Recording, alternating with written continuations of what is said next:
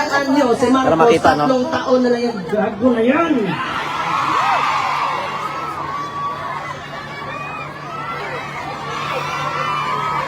Dito na. Dito lang ako. Kung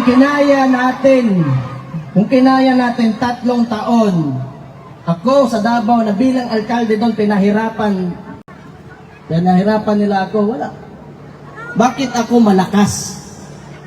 Bakit ang Davao City andyan pa rin ngayon? Bakit si VP, yung kapatid ko, hindi tumitigil? Kasi alam namin na kayong mga Pilipino, kayong mga OFW dito, nasa likod namin lagi.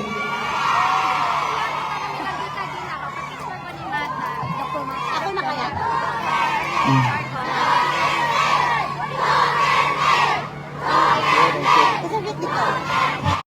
So, I do not know kung mangyayari pa ba. Pero that is one of the causes why Marcos can, you know, kaya lang naman gusto nila yung unitary system of government because power is centralized and yung tatay kasi ni Marcos noon was a dictator and you can have cronies. Yung mga ambisyoso masyado dyan sa gobyerno na kahit mali, ginagawa, gusto niyan gayahin nila noon sa panahon ng Marcos Sr. May mga cronies si Marcos Sr. Sila General Ver, sila Enrile kaniadtong panahon. Yan ang gusto nila, yung mga Marvel, yan si Torre, mga Rimulya. Kasi ang susunod dyan, they will attempt not to go down in government and they will attempt another dictatorship. And along with that dictatorship comes the cronies. So itong mga ambisyoso, mga putaragis na ito, mga politiko at nasa gobyerno ngayon, na kahit mali na ginagawa pa rin, gusto niyan, they will join that dictatorship and they will be the cronies of the new Marcos, kaning Junior, na bangag ang putang ina ngayon. So kaya makita nyo, why unusual talaga masyado ang movement ng mga tao na nasa gobyerno, na kahit mali nilalabag yung batas pero ginagawa pa rin. It's because not out of their jobs or functions in government, but it's out of selfishness. Pero hindi talaga yan because ngayon, kahit tingnan nyo, ilang demonstrations na ang nangyari since yung gago na Marcos na yan. Nagsimula yan sa kapatid ko. You know, wala man talaga sana kong problema, pero ginatawag nila magnanakaw yung kapatid ko dahil lang sa confidential funds na yan eh. Pero ito yung sasabihin ko, ang tanong ko lang sana ba? Just to, you know, for the sake of argument, kung ang presidente merong billions in terms of confidential funds, tapos gusto nila impeach yung kapatid ko for 425 million pesos, in terms of amount, who is more impeachable? Ang billion or ang million? Alam mo, kung you are really serious on implementing or renewing policy or amending laws, or if you want to make a change, it should start with you. Kung sinasabi sana nitong Marcos na ito na masama may confidential funds, and it should start with him, pababa. So that he will be the example that we will follow. And yet, you are sinisingle out mo yung isang tao. Ano ibig sabihin nun? It's because of politics. When you should be there, nandyan ka to lead the country and fix, you know, what is broken and continue what has already been done that is good for every peace-loving citizen in the Philippines. Pero anong ginagawa? Ever since, ito lang talaga sa buhay ko, medyo nakita ko noon, Pinoy, before that, Peter Ramos and Erap, na we are, you know, a bit tolerant when it comes to government, but this is the only time that I've seen the Philippines that is so divided. And how can you live with that? Kung nakakadiha, ikaw, Presidente, unya, you allow your people to suffer and even make lies, hantod karon, imong tag-20 nga bugas, wagya po na niabot.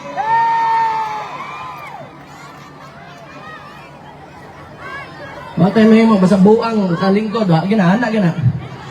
Pero, as I said earlier, tanaw na ko, you know, like everybody's really putting it out there ba? Kanang yung nararamdaman nyo and how you really feel, kung anong gusto nyong direksyon para sa bansa natin. That's good. I think you should continue doing this kasi we will do the same thing. I will do the same thing. It will be not for ourselves, but it will be for the future of our children, our grandchildren, and our country. So yun na mahalaga. Maybe someday, hindi na lalaki yung mga anak natin o yung mga apo natin, iba. Maybe they will be facing not the same problems na ito, lalo na itong malala talaga itong administrasyon na ito. Tingnan niyo, kahit kasama nila sa alyansa, nung pagpanalo ni Ping Lacson, what did he say? The 2025 budget is the most corrupt budget in Philippine history. Kahit kasama nila mismo, natapos lang sandali, sinabi na nila. Wala talagang... Sa totoo lang, hindi ko maintindihan why they can afford to do all of this. And 2028, matatapos din ang termino ni Marcos eh. So anong gusto niya? Hindi ko talaga alam.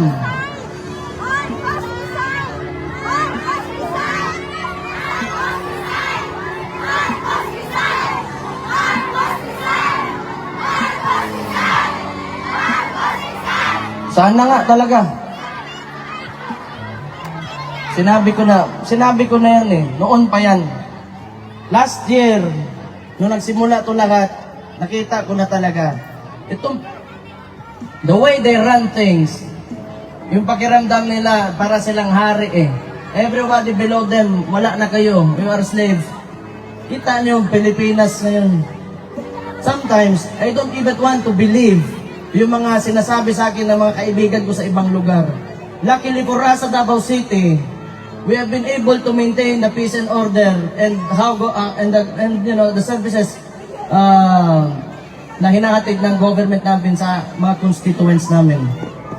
But it's really sad to hear other people who are disappointed with what's happening now in the country. But ito rin yung maganda rin. Maging contrast ito, if you truly believe in the governance of Rody Duterte. May anak pa naman siya dyan, isa yung kapatid kong babae. Kung gusto niya ipatuloy yung tunay na pagbabago, pilitin natin na tumakbo ito ng 2028.